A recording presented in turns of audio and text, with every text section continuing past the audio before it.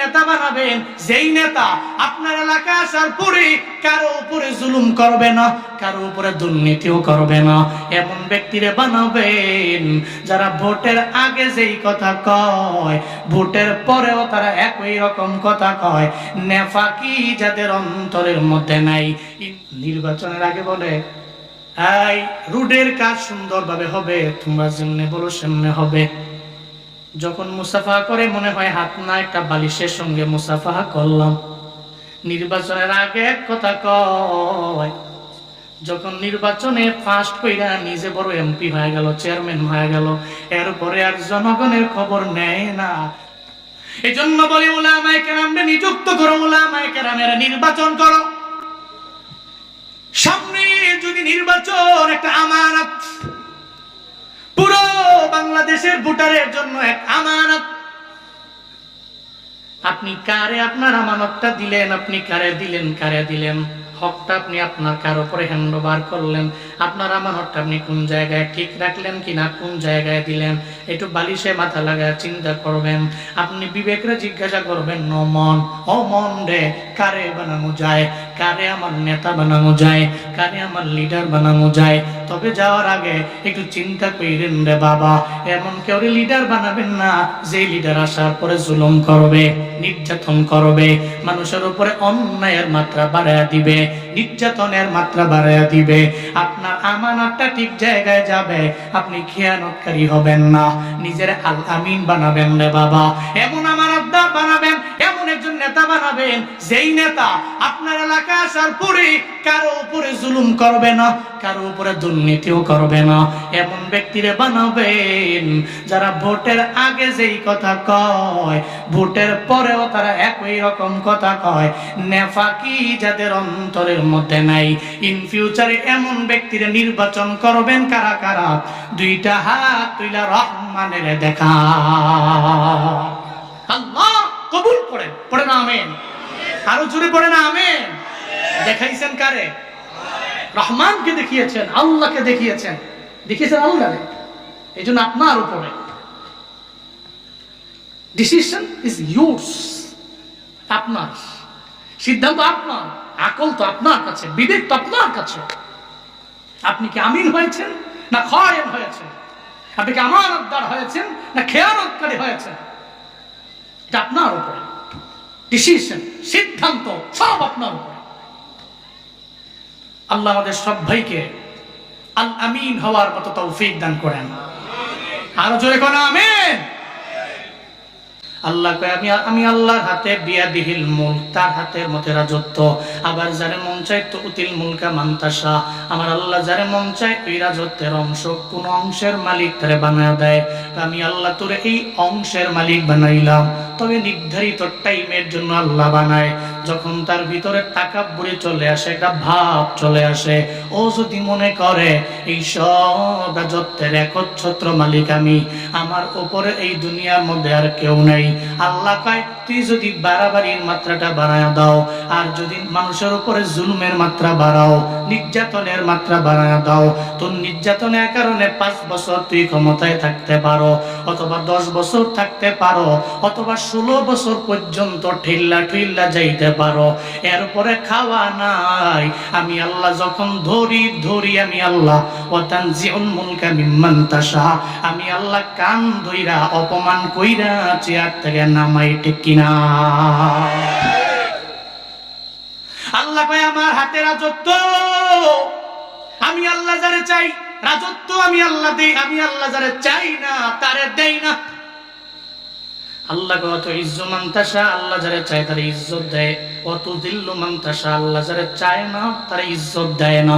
আল্লাহ জিল্লতি দিয়া দেয়, লাঞ্ছিত করে, অপমানিত করে। তাহলে দুনিয়ার সব রাজত্বের মালিক হলেন আমার আল্লাহ। জনগণ ক্ষমতার উৎস নয়, ক্ষমতা দিতে পারে আমার মালিক। দুনিয়ার মানুষগুলো ক্ষমতায় বসাইতে পারে না।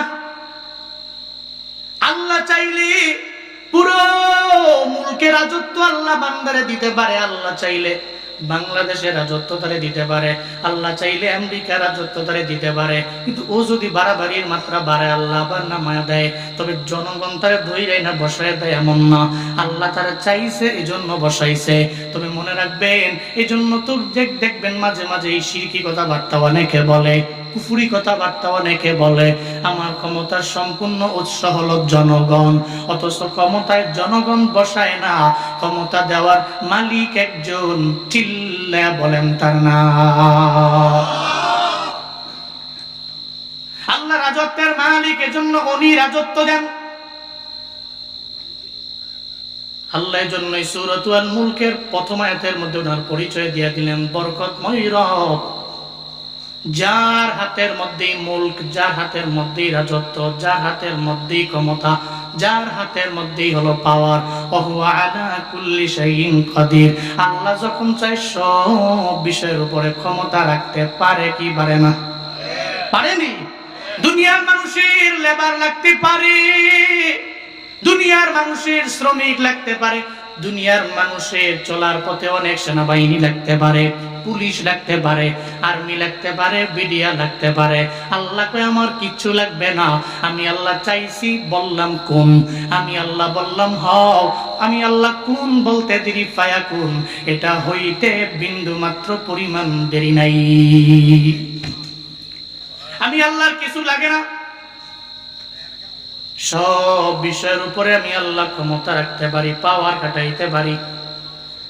আল্লাহ সূরাতুল মুলকের দ্বিতীয় নাম্বার আয়াতের মধ্যে জানায়া দিলেন, আল্লাযী খালাকাল মাউতা ওয়াল হায়াতা লিয়াবলুয়াকুম আইয়ুকুম আহসানু আমালা ওয়া হুয়াল আজিজুল গফুর।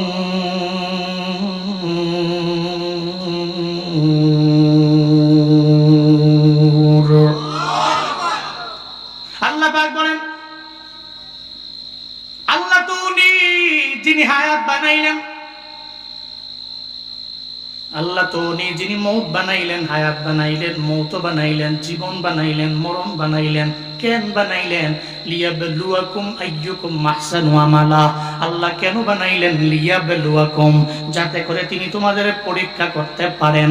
আইয়ুকুম আহসান, কে অনেক উত্তম, কে অনেক বেশি আগাইয়া। আমালা, কোন দিক থেকে? কয় আমলের দিক থেকে। কে ভালো আমল করে, কে ভালো আমল করে না, কে নামাজ পড়ে, কে নামাজ পড়ে না, কে রোজা রাখে, কে রোজা রাখে না, কে হক কথা বলে, কে হক কথা বলে না, কে ক্ষমতা পাওয়ার লোভে মানুষের উপরে জুলুম করে, কে করে না।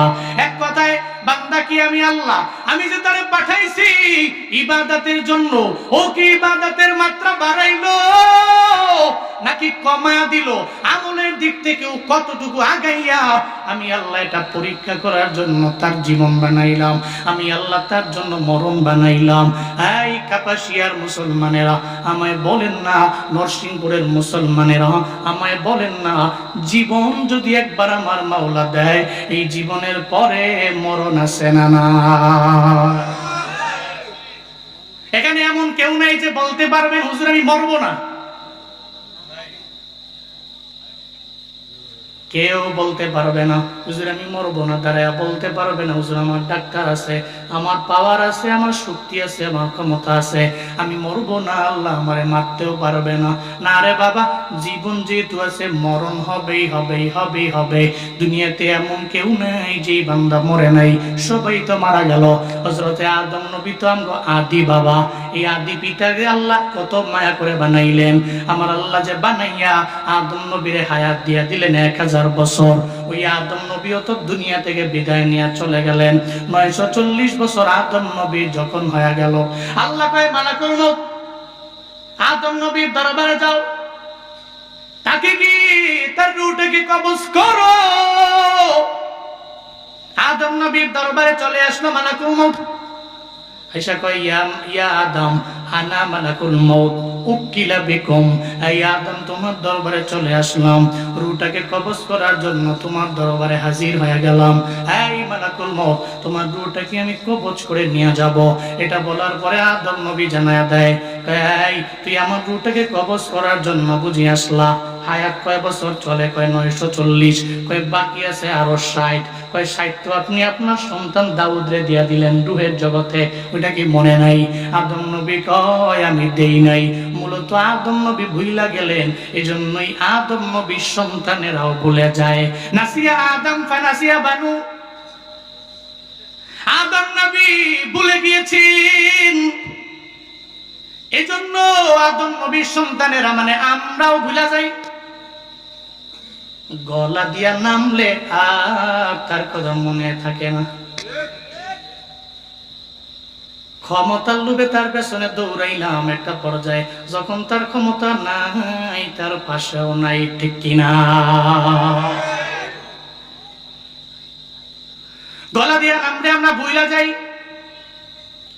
শুধু তাই না রে বাবা, এরা এমন ভাবে ভুলে যায়, নির্বাচনের আগে বলে এই রোডের কাজ সুন্দরভাবে হবে, তোমরা যেমনে বলো সেমনে হবে। যখন মুসাফা করে মনে হয় হাত না একটা বালিশের সঙ্গে মুসাফা করলাম। নির্বাচনের আগে এক কথা কয়, যখন নির্বাচনে ফার্স্ট কইরা নিজে বড় এমপি হয়ে গেল, চেয়ারম্যান হয়ে গেল, এরপরে আর জনগণের খবর নেয় না। গত 16 বছরে মানুষের উপরে জুলুমেরা কম করে নাই, ঠিক কিনা? এই জন্য বলি উলামায়ে কেরামকে নিযুক্ত করো, উলামায়ে কেরামের নির্বাচন করো। সামনে যদি নির্বাচন একটা আমানত, পুরো বাংলাদেশের ভোটারের জন্য এক আমানত। আপনি কারে আপনার আমানতটা দিলেন, আপনি কারে দিলেন, কারে দিলেন, হকটা আপনি আপনার কার উপরে হ্যান্ড ওভার করলেন, আপনার আমানতটা আপনি কোন জায়গায় ঠিক রাখলেন কিনা, কোন জায়গায় দিলেন, একটু বালিশে মাথা লাগায় চিন্তা করবেন। আপনি বিবেকরে জিজ্ঞাসা করবেন, ন মন, ও মন রে, কারে বানানো যায়, কারে আমার নেতা বানানো যায়, কারে আমার লিডার বানানো যায়। তবে যাওয়ার আগে একটু চিন্তা করেন রে বাবা, এমন কেউ লিডার বানাবেন না যে লিডার আসার পরে জুলুম করবে, নির্যাতন করবে, মানুষের উপরে অন্যায়ের মাত্রা বাড়ায়া দিবে, নির্যাতনের মাত্রা বাড়ায়া দিবে। আপনার আমানতটা ঠিক জায়গায় যাবে, আপনি খেয়ানতকারী হবেন না, নিজের আল আমিন বানাবেন রে বাবা। এমন আমানতদার বানাবেন, এমন একজন নেতা বানাবেন যেই নেতা আপনার এলাকা আসার পরে কারো উপরে জুলুম করবে না, কারো উপরে দুর্নীতিও করবে না। এমন ব্যক্তিরে বানাবেন যারা ভোটের আগে যেই কথা কয়, ভোটের পরেও তারা একই রকম কথা কয়। নেফাকি যাদের অন্তরের মধ্যে নাই। ইন ফিউচারে এমন ব্যক্তিরে নির্বাচন করবেন কারা কারা? দুইটা হাত তুইলা রহমানের দেখা।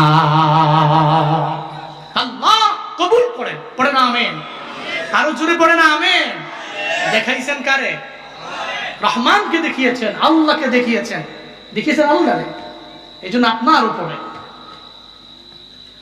ডিসিশন ইজ ইয়োর্স, আপনার সিদ্ধান্ত আপনার, আকল তো আপনার কাছে, বিবেক তো আপনার কাছে। আপনি কি আমিন হয়েছেন না খায়েন হয়েছেন? আপনি কি আমানতদার হয়েছেন না খেয়ানতকারী হয়েছেন? এটা আপনার উপরে ডিসিশন, সিদ্ধান্ত সব আপনার উপরে। আল্লাহ আমাদের সব ভাইকে আল আমিন হওয়ার মতো তৌফিক দান করেন। আরো জোরে কোন আমিন। বলতেছিলাম আদম নবী ভুলে গেল, এই জন্য আদম নবীর সন্তানেরাও ভুলে যায়। মালাকুল মউত জানায়া দেয়, মালিক আপনার নবী আদম তো বলে 1000 বছর হায়াত। কাই মালাকুল মউত আমার নবী ভুলে গেল, অসুবিধা নাই, এর উপরেও আমি বললাম যাও আমার নবীরে 60 বছর হায়াত দিয়ে দিলাম, 1000 বছর হায়াত আদম নবী পেয়ে গেল। কিন্তু এর উপরেও তো মালাকুল মউত ওনার দরবারে হাজির হলো। মালাকুল মউত যদিও হায়াত বললো, আদম নবী আজ দুনিয়ায় নাই, উনিও তো বিদায় নিয়ে চলে গেলেন।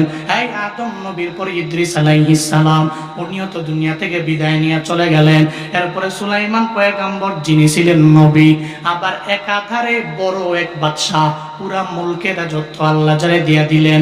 ওই সুলাইমান নবীও তো দুনিয়া থেকে বিদায় নিয়ে চলে গেলেন। শুধু তাই না রে বাবা, দুনিয়াতে এমন কোন নবী নাই যেই নবীর দরবারে মালাকুল মউত আল্লাহ পাক রব্বুল আলামিন পাঠান নাই, আমার মায়ার নবীর দরবারে আল্লাহ পাঠাইলেন। এই মায়ার নবীর দরবারে মালাকুল মউত এসে বলে, ও পয়গম্বর, যদি আপনি বলেন রবের দরবারে চলে যাবেন, চলে যেতে পারেন, আর যদি বলেন যাবেন না, তাহলে আমার আল্লাহ বলছে চিরজীবন আপনি থেকে যাওয়ার জন্য।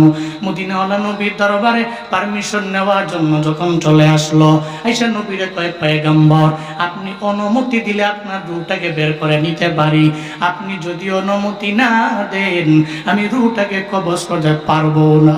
মালাকুল মউত বলার পরে আমার মায়ার নবী কয়, এই মালাকুল মউত, আমার রূহটাকে কবজ করে নিয়ে যাইবা, তবে একটা শর্ত আছে। ওই কি শর্ত?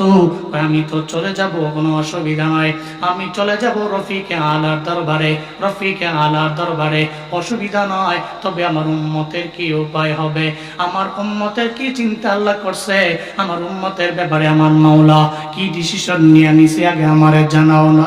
সঙ্গে সঙ্গে মালাকুল মউত আমার আল্লাহর দরবারে চলে গেলেন, ও আল্লাহ, আপনার নবী তো রূহ কবজ করার ব্যাপারে অনুমতি দেয় না, পারমিশন দেয় না। নবী কি বলে? নবীর অন্তরে উম্মতের জন্য বড় চিন্তা। কি বলে নবী? উম্মতের কি উপায় হবে, ওই উম্মতের চিন্তা করে করে করে করে আপনার মায়ার নবী পারমিশন দেয় না, অনুমতি দেয় না। আমার মায়ার নবীর দরবারে যাও, আমার নবীরে গিয়া জানায় দাও নবীর চিন্তা করার দরকার নাই। আমার নবী চলে আসার পরে আমার নবীর উম্মতের জিম্মাদারির দায়িত্ব আবু বকরের না, আমার নবীর উম্মতের জিম্মাদারির দায়িত্ব ওমরের কাছে আমি আল্লাহ দিলাম না, আমার নবীর উম্মতের দায়িত্ব আমি আল্লাহ ওসমানের কাছে দিলাম না, আমার নবীর উম্মতের দায়িত্ব দুনিয়ার কারো কাছে নয়, আমার নবীর উম্মতের দায়িত্ব আমি আল্লাহ স্বয়ং নিজেই নিয়ে নিলাম। চিল্লায় পড়া যাবে কি মারহাবা? যেই নবী মরণের আগে উম্মতের ব্যাপারে চিন্তা করে, ওই নবীর জন্য বিন্দু মাত্র পরিমাণ তো আপনাদের আমাদের কোনো মায়া নাই রে বাবা। ওই নবীর জন্য আপনার দিলের মধ্যে মায়া নাই, নবীর জন্য কোনো চিন্তা নাই। তবে এরপরেও নবী যে উম্মতের ব্যাপারে বললেন, নবী যে উম্মতের ব্যাপারে চিন্তা করে, দেখবেন মাঝে মাঝে উম্মতেরাও আমার নবীর কথা শুইনা শুইনা চোখের পানি ফালায় ফালায় কান্না করে। এখানে বহু মানুষ আছে, রাতের বেলা গ্রামের একটা মুরব্বী মানুষ রাতের বেলা ঘুমানোর আগে ওনার বাটন ফোনের মধ্যে নাতিরে বলে, নাতিরে একটা নবীর কাহিনী আমারে লাগায়া দাও, একটা সাহাবীর কাহিনী আমার লাগায়া দাও, এমন একটা ঘটনা দাও যাতে করে আমার চোখ দিয়ে পানি বের হয়ে যায়। ঘটনাটা শুনতে শুনতে মুরব্বীটা দেখবেন চোখের পানি ফালায়া ফালায়া কান্দে। কেন কান্দে? আমার নবীর প্রতি মায়া বাংলাদেশের মানুষের এত পরিমাণে, এই ময়দানে যারা আছে এরা তো সব আমার মদিনাওয়ালা নবীর জন্য বড় পাগল পাড়া। এমন একজন ব্যক্তিরে খুঁজে পাওয়া যাবে না ও বলবে আমি জীবনে মক্কায় যাব না, আমি জীবনে মদিনায় যাব না। একটা রিকশাওয়ালা আপনার কাপাসী এলাকায় রিকশা চালায় চালায় খায়, ওর বেতন অনেক বেশি না, ও ডে লেবার মানুষ, দিনে আনে দিনে খায় কোনো রকম চলাফেরা। ওই রিকশাওয়ালারাও যদি বলেন মক্কা মদিনায় যাবানি, দেখবা গুনগুনে গুনগুনে চোখের পানি ফাইল ফালায়া ওখান দেয়া রবের দরবারে আবদার জানায়, আল্লাহ গো তুমি জানো আমি রিকশাওয়ালা, কোন রকম আমার চলাফেরা, আমি দিনে আনে দিনে খাই, এরপরেও আমারে কি মক্কায় নেওয়া যায় না, আমারে কি মদিনায় নেওয়া যায় না? এই ময়দানের মানুষেরা এখানে যারা আসলেন আপনারা সব তো মদিনাওয়ালা নবীর বড় পাগল, নবীর রওজায় যাইতে চায় না এখানে এমন কেউ নাই, বাইতুল্লাহ জিয়ারতের জন্য যাইতে চায় না এমন কেউ নাই। কারা কারা মক্কায় যাবেন আর বাইতুল্লাহর কালো গিলাফ ধরে ধরে তাওয়াফ করবেন, আমার মদিনাওয়ালা নবীর রওজায় সশরীরে গিয়ে আপনি একটু সালাম দিয়ে দিবেন। আরাফাতের ময়দানে যাবেন, যেই এলাকা সাহাবায়ে কেরামের মাধ্যমে উর্বর, ওই এলাকায় যাবেন। কারা কারা যাওয়ার জন্য তৈয়ার? আমাকে না, দুইটা হাত তুইলা আমার মাওলারে দেখা। আল্লাহ জীবনে একবার হলেও এই মানুষগুলোরে মক্কা মদিনায় যাওয়ার মতো তৌফিক তুমি দান করো। জোরে করে আমিন, আরো জোরে আল্লাহুম্মা আমিন। এজন্য ওখানে যেতে ইশক লাগে, প্রেম লাগে। প্রেম, আপনার ভিতরে প্রেম আছে আল্লাহ আপনাকে নিবে, আপনার ভিতরে প্রেম নাই আল্লাহ নিবে না। বহু মানুষকে দেখেছি আমরা, এরা বহু বড় টাকাওয়ালা, পৃথিবীর অনেক কান্ট্রিতে যায় বিজনেস পারপাস, কিন্তু বললাম মক্কা মদিনায় গেছেন নি? খালি সময় পাই না, বের করতে পারছি না, সময় বের করতে পারছি না। এরকম কইতে কইতে 2 বছর গেছে না। আমি জানি না নসিবে আছে কিনা, কারণ ইশক লাগে তো, বহু টাকাওয়ালা আছে, ইশক নাই আল্লাহ মক্কা মদিনায় নেয় না। ইশক আছে, প্রেম আছে, আল্লাহ নিয়ে যায়। সেই প্রেম, সেই ইশক অন্তরের মধ্যে ঢুকানো লাগবে। আল্লাহ তৌফিক দান করেন। আরো জোরে করে আমিন। নবীজিও মৃত্যুবরণ করলেন। মালাকুল মউত আসলো, আপনার উম্মতের জিম্মাদারির দায়িত্ব তো আল্লাহ নিচ্ছে। নবীজি মরণের আগে বললেন আসসালাত আসসালাত, নামাজ নামাজ, উম্মতেরা নামাজ। কি বললেন? নামাজ। বহু মানুষ বয়ান শোনে, ফেসবুকে বয়ান, টিকটকে বয়ান, রিলসে বয়ান, ইউটিউবের বড় ভিডিওতে বয়ান, শর্ট ভিডিওতে বয়ান, বয়ানের ছড়াছড়ি। এলাকায়, প্রতি এলাকায় 2টা 3টা 4টা 5টা 7টা 8টা 10টা বয়ান। লেকিন ফজরে মুসল্লি 4 জন। ফজরে মুসল্লি কয়জন? 4 জন 5 জন ফজরে মুসল্লি কম।